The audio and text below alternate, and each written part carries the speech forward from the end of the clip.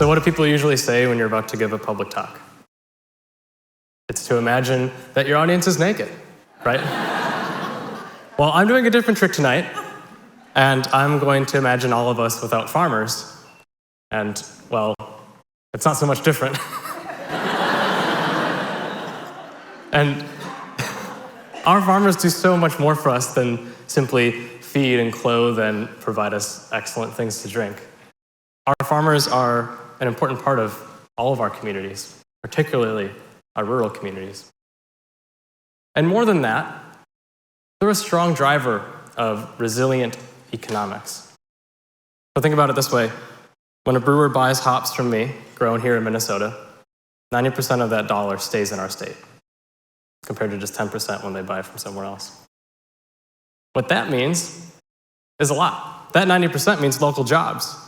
It means tax revenue for better schools and roads.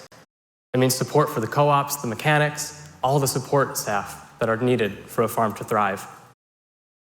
And they're our best stewards of the land. This quote, I think, exemplifies what our family farmers do for us in stewarding our shared natural resources. That land as a community is the basic concept of ecology, but that land is to be loved and respected is an extension of ethics. Now, they sure do a lot of good stuff for us, and our family farmers are great, we would all agree. However, the trends in agriculture today are dire. The average age of a farmer in America, according to the latest agricultural census, 58.3. Of all the farmers, 33% are 65 plus. That's a little caricature of my grandpa. He's still farming, and he's much older than 65.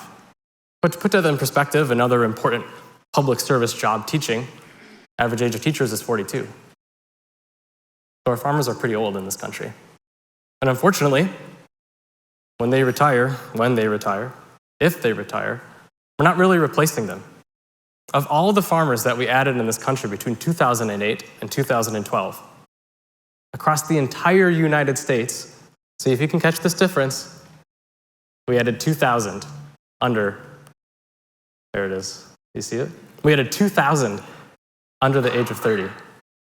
I'm one of those. I'll be around autographs and photos later if you'd like. But our farmers are getting older and we're not replacing them. What's going on here? What are we going to do? And I think there's a reason folks aren't coming into it, and that's prices. We're going to go through a couple slides like this. Milk. This is the average retail price of a gallon of milk in the United States, $4.49. How much that dollar do you think the farmer gets? $1.32. $1.32. We'll try it again with bread. Average retail price of bread in America, $3.49. Farmer gets 12 cents. And I think we're getting the point here, but one more, close and near and dear to my heart, beer, $8.99, retail price, and the farmer, 15 cents. And before all of you are really excited, wow, it's 15 cents, that's a lot of money. Well, that's before expenses. So that's before we pay for our labor, we pay for our help, pay our utility bill, pay for inputs. And so how are we supposed to have strong local farms in this scenario? What are we supposed to do if there aren't any local farmers left? And this isn't just a farmer problem. It's not just something for the few of us farmers to sort out. This is an all of us problem. This is rural and it's urban and it's statewide and it's nationwide. So what do we do about it? I'll tell you that. But first, a story. The Green Movement, we're all kind of familiar, started in the 60s, planting trees, and now we've come such a long way. Green is part of our day-to-day lives. It's part of the day-to-day lives of Fortune 500 businesses. It's the subject of international treaties, the subject of presidential debates. You and I, we switch our light bulbs, we use reusable bags. We participate in the Green Movement each and every day. Yet, and this is how we get to the idea, the food movement, relatively younger, but also somewhat familiar, I imagine.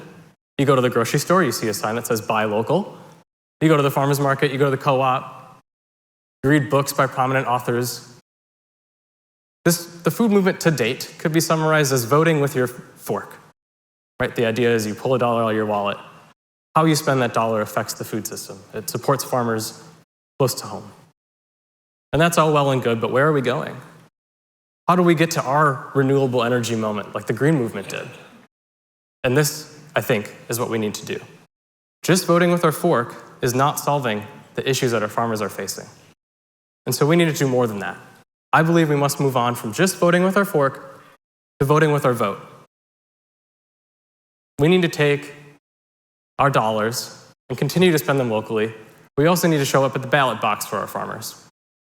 This is bigger than just buying local strawberries once a year to pick your own. This is a year-round effort that we must make together to make the change we need.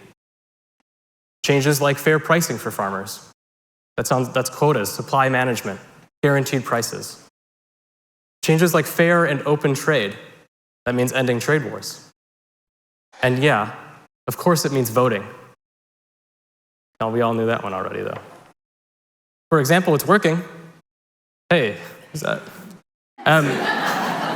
Just this year in Minnesota, we passed a historic first-in-the-country tax credit, the beginning farmer tax credit. It incentivizes a transition of land from the existing generation to the next generation. That was done by a handful of us young farmers. We certainly don't have money. You saw that earlier. We don't have political experience, but we showed up and we made our voices heard. And thanks to the support of farmers and non-farmers alike, we got something incredible done here in this state. If we can do it, anybody can do it. Now, that was all light and fuzzy and feels pretty happy. Skeptics in the audience, you're here. That'd be me if I were here.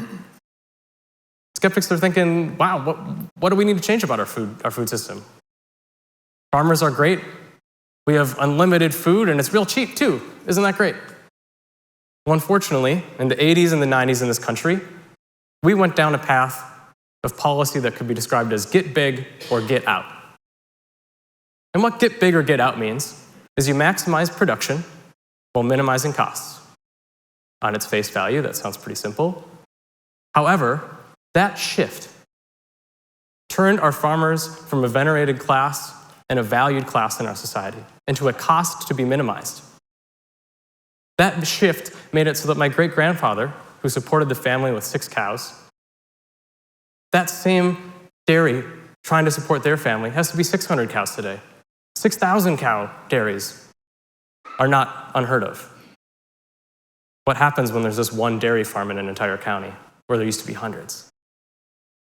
The same could be said with corn or beans or field crops.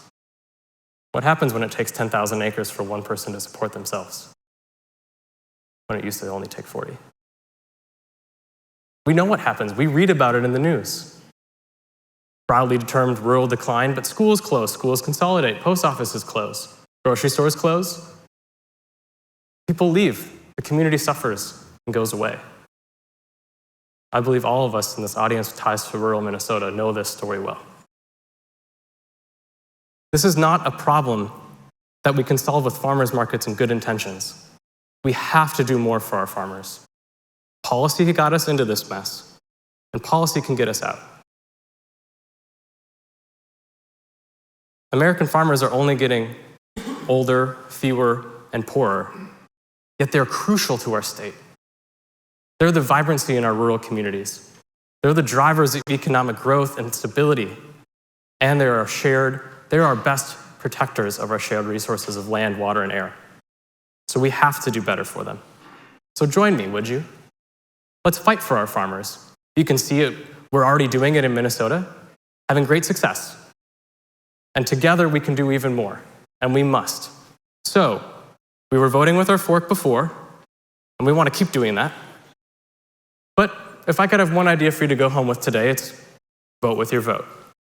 And so to that end, on the count of 3, I'd like all of us to say it together. Are you ready? Okay, 1, 2, 3. Vote with your vote. Very nice, thank you. I think you got it.